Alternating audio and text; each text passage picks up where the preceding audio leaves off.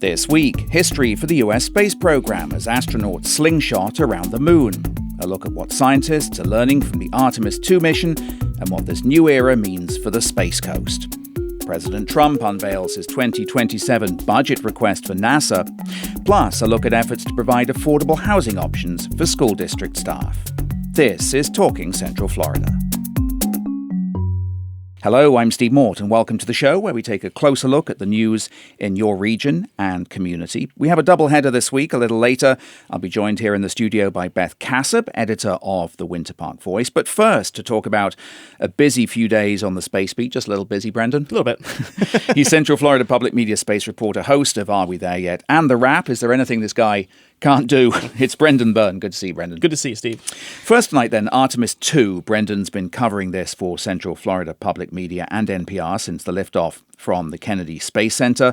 On Monday, Orion performed a flyby, slingshotting around the far side of the moon, gathering images before heading on a course back to Earth. Artemis II crew members traveled further from Earth than any other human in history, breaking the record set by the Apollo 13 astronauts in 1970. Pretty incredible stuff, Yeah. Brendan. I mean, the crew's been taking thousands of images of the moon's far side. What are those pictures actually telling us sort of beyond the stunning visuals? I guess they're not just holiday snaps, right? Yeah, no, they are. These are scientific observations for scientists back here on Earth.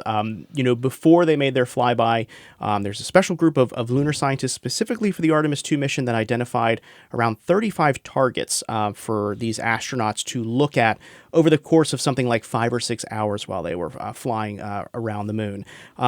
These are geological features that we really haven't seen before. They are flying at an altitude around 4,000 miles above the surface of the moon, which means they are seeing the full disk of the lunar surface on that far side. So they're able to take these really interesting... They can see it with their own eyes. They can see it with their own eyes, yeah. And that's what's really important about this scientific observation. You mentioned the thousands of images.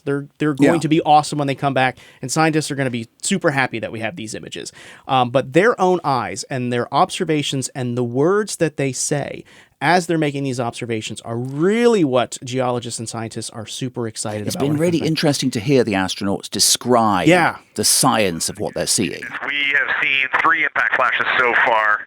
I saw 2, and Jeremy has seen 1, undoubtedly. And they went through specific training just to learn how to talk like geologists like that. They went out in the field with geologists. They described things here on Earth so that they were able to do that up in space. They were doing this in teams of 2, right? Looking in the window, making these observations for I think about 40 or so minutes at a time. Then they would switch out and they would talk. And we heard from pilot Victor Glover that said having that partner in there and talking with them really helped them understand all of these things. They had cue cards of things that they wanted them to say, like what does it look like? What color is it? What is this feature? But those kind of those oral descriptions of what they're seeing is really interesting. Are there specific features that they're looking at? I mean, there is a Chinese rover, right, that sits on the far side of the moon. What can they see from orbiting that maybe something on the ground couldn't do?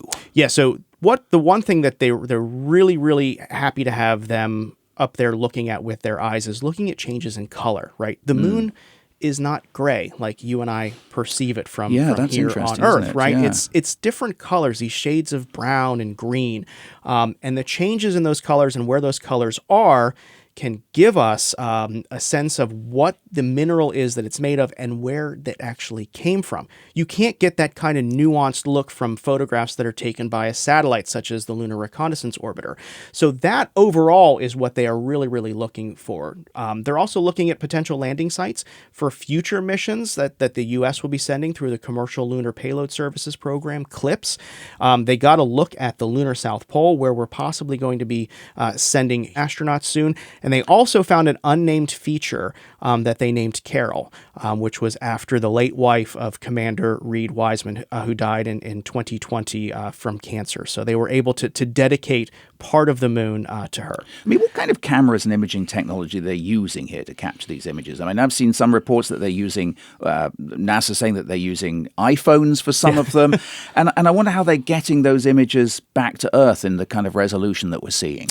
They're using Nikon DSLRs for these kind of geological observations with multiple different lenses. They've had very extensive training in taking photos. Christina Cook, mission specialist, she is an avid night sky photographer to begin with, so she was really excited about this. But as you mentioned, the crew did say they loved having the iPhones up there to take images. It looked better than my iPhone. Yeah, right. Photos. Yes, it's been to space, right? But it's very difficult to get all of this information back, right? We're relying on the deep space network. This is a network. Yeah, they're testing a new communication system. But they are testing a new communication system. So right now we usually communicate via radio waves through the deep space network. When they were around the moon, we lost contact with them. But after that flyby, as they started dumping all of this data down, they're using a new optical technology, a laser, to send all this information and trying to get a much, much higher bit rate. And we're starting to see these images come back. And it seems like it's working really well. So it's going to take a while to get all these images, but it's going a little bit faster than it used to. Yeah, I mean, line of sight is important, of course, when you're sending signals. So when the astronauts go behind the moon, you lose signal with them. Is there going to be a case at some point when we get a more permanent presence on the moon where that won't be the case? When there's is there a plan to orbit satellites around the moon so you can transmit data further? Yeah, certainly. And that will need to happen if we're going to put a permanent lunar science base on the moon. So communication is really important because the astronauts during their flyby, they lost contact with NASA for 40 minutes. This was expected. This was planned. But still, that's got to be kind of terrifying, right? That you're not able to phone home for more than a half an hour. And for future missions, you're not going to want that. Or maybe they experienced a moment of solitude. Yes, yes. Because as I understand it, the astronauts experience a barrage of commands pretty much non-stop, except when they're sleeping from mission control, right? So they get a little bit of peace and quiet, don't they, for a few minutes? They did, and Commander Reed Wiseman said that once they entered that LOS, the loss of signal phase, they all took a quick minute and ate some maple cookies, which I guess mission control didn't want them eating, so while the parents were away, they went and had some treats. And LOS, everything's got an acronym, doesn't it? Yeah, loss of signal, Walk us through the return then. I mean, they're on the way back to Earth at this point. What happens from here through splashdown? What are the key milestones before they're safely back here on Earth? Yeah, so they are still continuing to test the Orion spacecraft. This is first and foremost a test mission carrying the first human occupants of Orion. Orion, for the rest of the Artemis program, is going to be getting astronauts to the moon. So they're going to continue to test it as it's coming back home. One of the tests that they have is demonstrating the radiation shielding of the Orion spacecraft is working. So they will be doing that on their journey home. They'll be taking manual control of the spacecraft once again. They've done this a couple times, and they've said it's handled great. So they're going to see how that happens. But really, the key milestone is that splashdown that happens on Friday, Steve. They are going to be punching through the atmosphere at 25,000 miles per hour, faster than any other spacecraft has gone before. They are going to be the spacecraft is going to be feeling temperatures of upwards of 5,000 degrees Fahrenheit. So they will be testing the heat shield on this vehicle to make sure that it is able to safely keep them, or to keep them safe on their return home, and then be testing the parachute system. So they'll be going from 25,000 miles per hour to just under 20 miles per hour as they splash down in the Pacific Ocean. And in case they're upside down, they've got some airbags that will inflate to make sure that the crew is right side up. Yeah. I mean, you've talked about this a fair bit, about how Artemis II sort of moves the overall Artemis program forward. What do you think will be the key lessons learned here that will assist with the next crewed mission? Is it the observations they did of the moon? Was it the launch? Is it the landing? What are the key lessons to be learned from this one, do we think? I think it's just living in Orion. This is the first time people are occupying this space capsule. They are doing many different demonstrations to see how it works. One of the demonstrations they did was they pulled a panel off the inside of the vehicle just to see if they could access the wiring behind it in case there is an issue moving forward that astronauts would have to go through and troubleshoot. They're flying the first toilet to the moon, which has been more problematic than any other piece of hardware. I was waiting for you to raise the toilet issue, because that hasn't been straightforward, has it? It hasn't. It's worked. It's not worked. It's back to working. It's not working again. There are certainly things that they need to figure out with this, and they're learning. it froze. The urine froze in the tube that would send it out into space. So they just pointed the spacecraft at the sun to melt it, and that helped. So it's about how the spacecraft flies and really how hospitable it is to human passengers. That's going to be, I think, the biggest thing for them. And this toilet thing is important because, and it sounds sort of like a joke, right? Yeah. But if NASA is serious, I guess, in the future with putting more people on the moon, but then not only that, getting people eventually to Mars or further afield, if you're going to have people living long term in a space capsule, you'll need a toilet, right? Or you'll need all of these other things. Yeah. The sort of not necessarily creature comforts, but things that are essential for human existence. So there's a serious side to that. Oh yeah, there's a whole hygiene issue, right? You don't want to be in human waste while you're in this really, really tiny capsule. So you need to be able to deal with it. Also, the environmental controls. Does it stay at a comfortable temperature for the astronauts?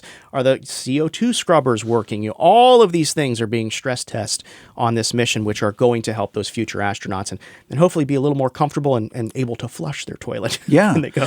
Well, let's talk a little bit about how the Artemis program gets paid for moving forward. The president's latest budget request came out last week. It's been described as focusing heavily on returning humans to the moon. Critics say at the exclusion of much else. We'll talk a bit about that in a little bit. But what stands out to you specifically about its moon push? That seems to be a priority.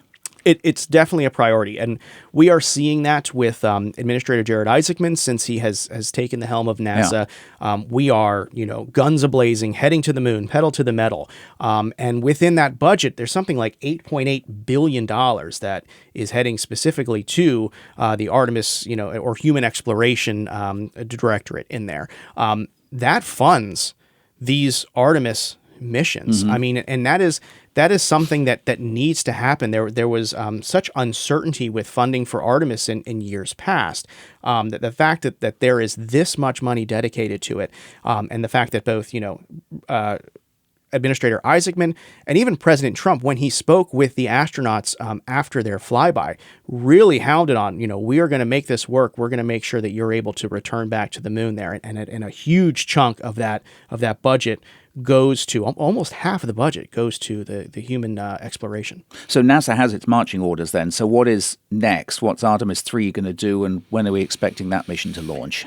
Artemis III it's a bit of a departure than previous planned. Before Isaacman, Artemis III was supposed to be that Orion flies to the moon, meets up with a landing system, and then takes humans to the surface. Instead, they are going to stay in Earth orbit and test docking with one or both of the HLS, the Human Landing Systems. These are two different vehicles that are being designed by two different companies, SpaceX and Blue Origin. NASA wants to be able to see that Orion can dock with those two because it will have to dock with them to take humans to the moon. So that would be Artemis IV. Now, everything seems to be going quite well for Artemis II and this Orion program. Orion is flying great. There's just a few little issues that they've got to work out, like the toilet. What really could be a challenge moving forward is the development of those human landing systems. We've seen SpaceX's Starship has run into developmental issues.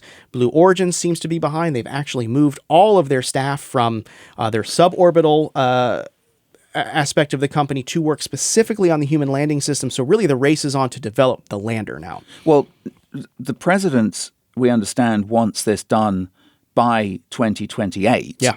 Given those issues that you talk about with the lander, is that realistic? Do we think, and do those that you talk to think that the president is going to get his wish here? That's a tough one to answer. And I'm going to answer it a little bit differently than I have in the past. Usually when we talk about, mission dates, I'm always very well, it's going to move, it's going to move, it's going to move. And fully aware of the recency bias here. I do think Jared Isaacman has NASA on a path moving forward. The people that I talk to are super excited to have him there. And the way that he is moving towards these Artemis programs through what he calls Ignition, NASA's Ignition program, people are really, really excited. And some of the people that I've talked to that are usually skeptical about these mission dates say, you know what, I think Isaacman might be able to make this work. So, Steve, I think it is... I'm going to hesitate to say this, but I think it might be done in 2028. I mean, you talked about SpaceX and Blue Origin being involved in this process when it comes to the lander. But of course, SpaceX has its own mission to get to the moon, to put people on the moon. Is it possible that the commercial part of this industry might achieve that first? Or are they focused on helping NASA do it? The plan as it's laid out today is these commercial companies will help NASA do it first, but NASA fully intends to put this on to commercial companies to do it in the future, much like we have SpaceX that ferries astronauts to and from the International Space Station. And then from there, they were able to do their own private flights. That is going to be the same thing for the development of Starship as it's laid out. Jared Isaacman doesn't want NASA launching all of these missions in, Artemis 8, 9, 10, and beyond. They want the private companies to be going there and NASA saying, hey, can we hitch a ride there? But they're not competing with each other. I mean, at this point, they're not competing with each other. Okay. They need NASA's help to develop this. We have seen that with the development delays and issues that Starship has run into, and the Blue Origin. They need NASA's expertise on here, and it is not a race to who gets there first. It's a race to get NASA there by 2028. Well, let's talk about some non-Artemis news for a moment. Beyond the moon, the president's budget proposals include significant cuts to other NASA programs. What stands out to you in this request, and what could it mean for the agency's broader work, do we think? It signals where the agency's priorities are going, right? We talked about that. It's going to human exploration. But I think one of the things, and one of the most disappointing things from the people that I have talked to, the scientists I've talked to, is not funding the Mars sample return. Right now, we have the Perseverance rover, which is on the surface of Mars, looking for signs of organic life. It is getting very close to finding what could be evidence that there was life on this planet in the past. We cannot confirm that unless we get our hands on that sample. Yeah. It is collecting those samples, but the mission to bring those samples back has been cut once again in this budget here. And I think, from the scientific community, that is one of the biggest kind of gut punches, is that there is no plans to bring these samples back. And really, we don't know if we are alone in the universe until we get those back. I mean, these things aren't exclusive or mutually exclusive, are they? I mean, the idea of going to the moon or going to Mars and doing these sort of big, impressive things requires science, of course. If you put all of your money into just these headline-grabbing missions, then you are just planting a flag once again, right? And that is not what NASA wants to do. We want to go for science and for understanding. And yes, it is a gut punch to the people that I talk with in the scientific community when, for the second year in a row, we are seeing more and more science being cut from the NASA's budget. I mean, NASA used to be the premier avenue for space science. And every time that there is a cut like this, it risks having that supremacy in the scientific realm. Well, how similar is this to the president's budget last year for NASA? I mean, how did Congress respond to that?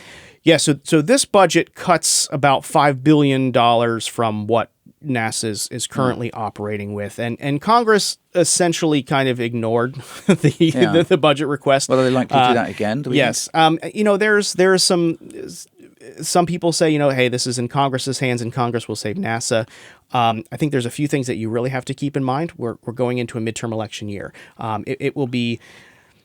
There's a lot of political capital that's going to have to go into saving the NASA budget. Are certain people that are up for re-election going to want to be able to do that? There is the possibility that Congress will do that again, but there is serious concern that they won't. And NASA will go into this next year with an $18 billion budget, down from something like $24 billion, which that's a big cut. In terms of the Space Coast, I mean, it's not just Artemis that's keeping those launch facilities busy right in Brevard. There are multiple launches and programs happening right now. How busy is this a moment for the Space Coast, would you say? It is an incredible moment, Steve. And it had been a while since I had been out to the Kennedy Space Center before Artemis. And driving in, you see this massive facility that SpaceX is building. It's their hangar that they're going to use for Starship when they launch it from here. You're seeing so much happening there. I had a chance to sit down with Congressman Mike Karadopoulos, a Republican congressman. He chairs the House subcommittee on space and aeronautics.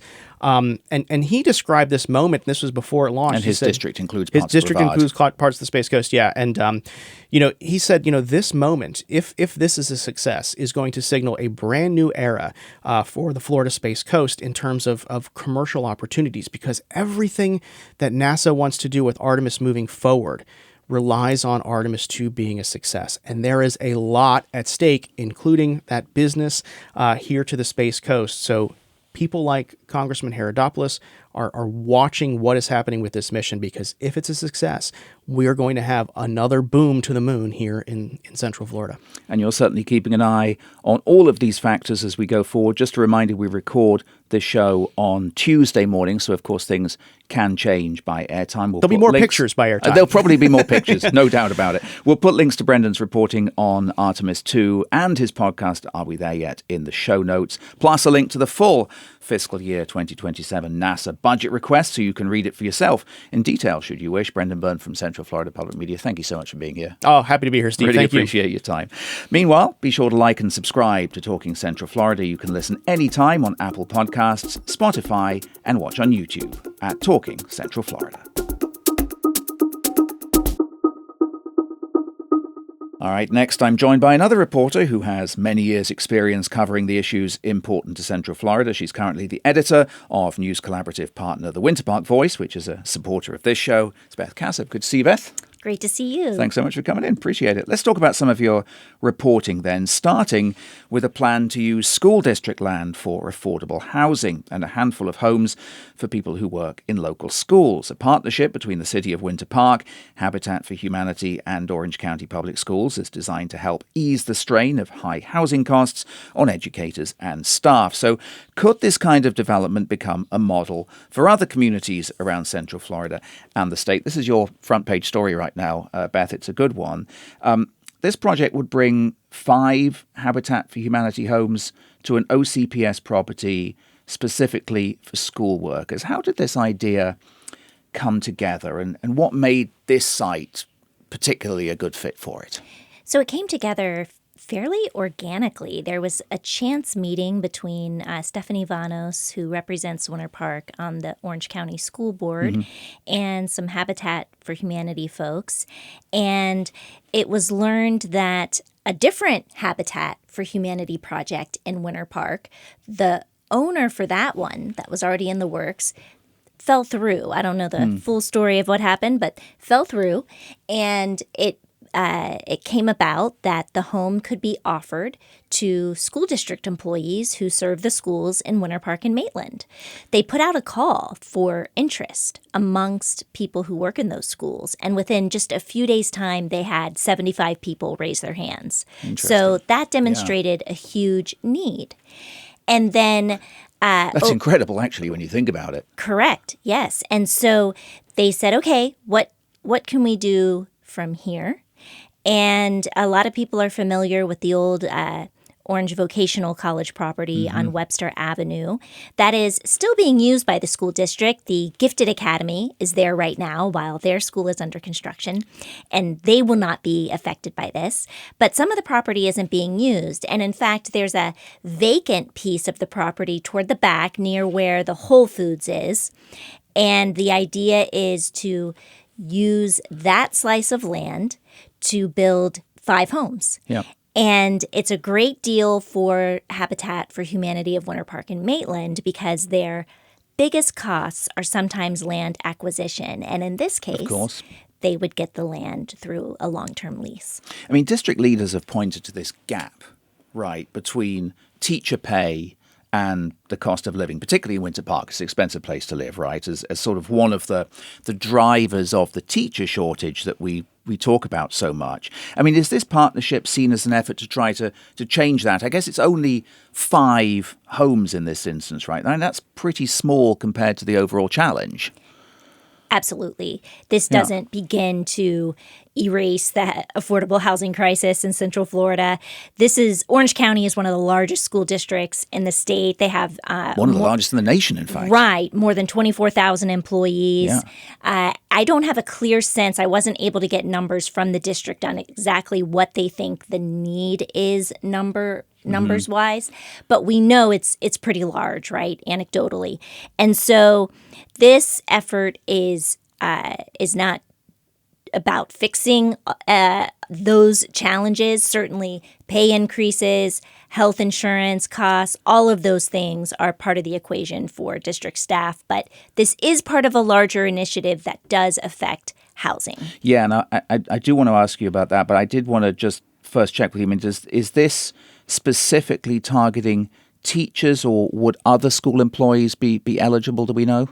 Yes, other school employees. So we're talking about bus drivers, people who prepare the meals in the cafeterias, other school staff. It's not exclusive to teachers. Okay. So some of the partnerships that the school district already has going with apartment complexes, they give priority to OCPS staff, that you don't have to work in a specific role.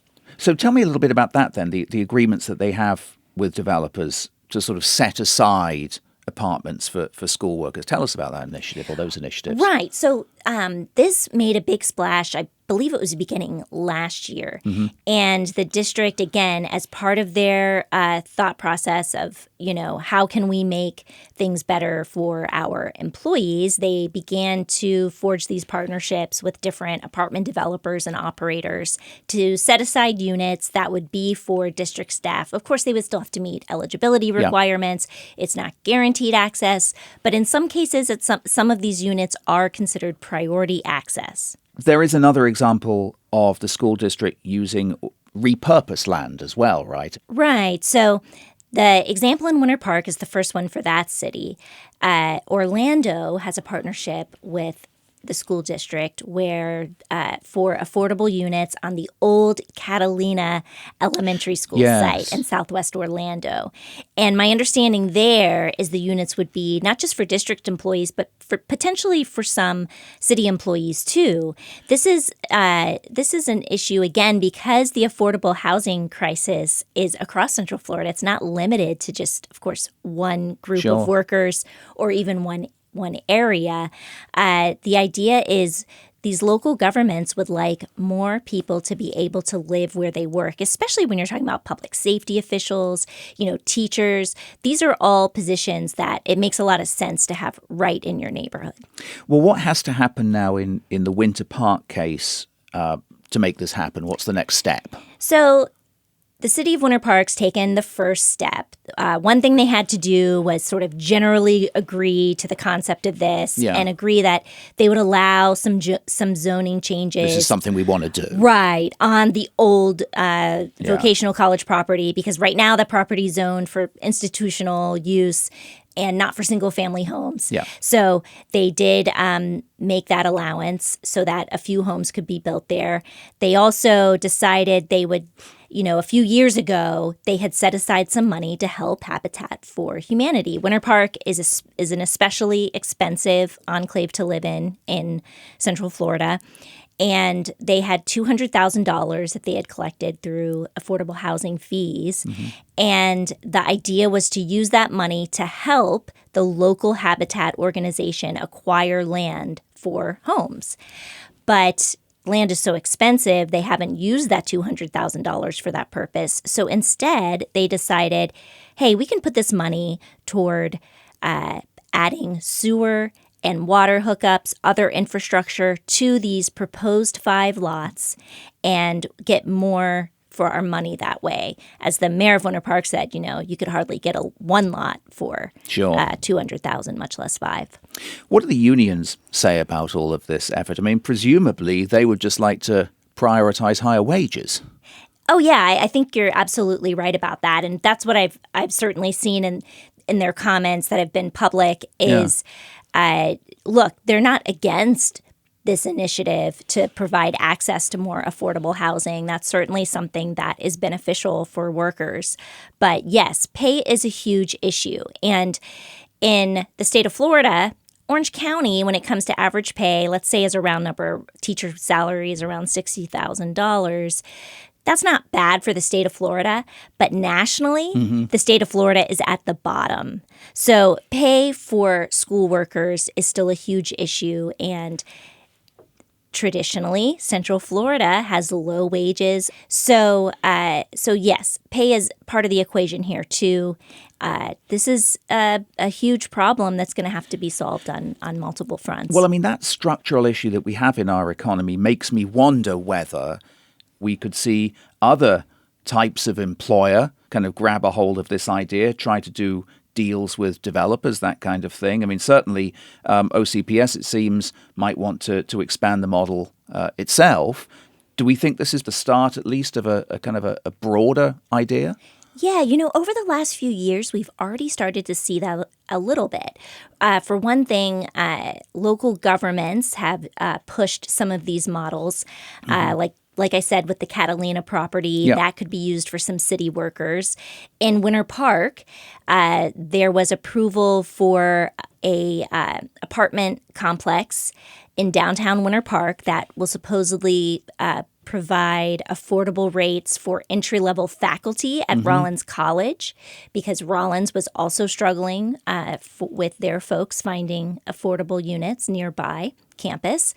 And we've also seen this with the theme parks a little bit, with Universal and Disney pledging some land and money toward affordable units for their workers as well. Yes, we see Disney with the development in Horizon West. That's an excellent point. We'll put a link to your reporting on this one in the show notes. I did want to wrap up today by talking about another story that involves the school district. Last week on the show, we talked extensively about the issue of e-bikes and scooters following the legislature's action this session on micromobility devices. A new bill sets speed limits, requires data collection on crashes, and establishes a task force to come up with recommendations by later this year on regulations. While the Winter Park Voice has tracked this story locally too, Orange County government scheduled to discuss e-bike safety in May. So because we have you here, Beth, Sure. I just wanted to get your take on this. I mean, the Voice has been looking at this from the perspective of school leaders. What are the concerns of the OCPS when it comes to these micromobility devices? Well, what we've seen in Winter Park, and I don't think this is unique, I think this would go for a bunch of communities across the region, is a lot of the close calls we're hearing about. If you talk to people in Winter Park, almost everyone has a close call story to share when it comes to, oh man, I almost hit a kid on an e-bike. They were going so fast I didn't see them, or vice versa. A lot of these interactions and close calls tend to occur around the schools. That's because so many kids are converging at once to get to school on time or leaving school. And so in Winter Park, there happens to be a city commissioner who is also a teacher at the local high school, and he has brought this to the attention, as well as some of the other officials in Winter Park. And so this has really been kind of a joint effort to make sure that the problem is addressed and safety is addressed across the whole community, but especially around schools.